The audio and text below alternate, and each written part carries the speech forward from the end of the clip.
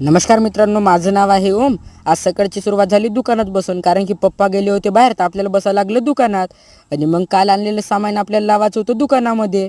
मग लावलं मग दुकानामध्ये. पहा आता खतरनाक आपलं दुकान दिसून राहिलं. आणि मग घरात गेलो, ताई बनवत होती पराठे. मग घेतले 2 पराठे खायसाठी. आपल्याला तेलासोबत पराठे खायला एक नंबर आवडते. मग विरू काका आला ना, आपल्याला ऑटो शिकायला जायचं आहे म्हणे. मग आलो इकडे. ह्या बाई विरू काकाचा नवीन ऑटो.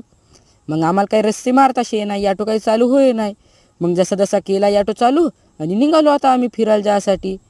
मग इकडे येऊन थांबलो आम्ही विरू काकाच्या वावरात. विरू काका गेला काड्या आणण्यासाठी.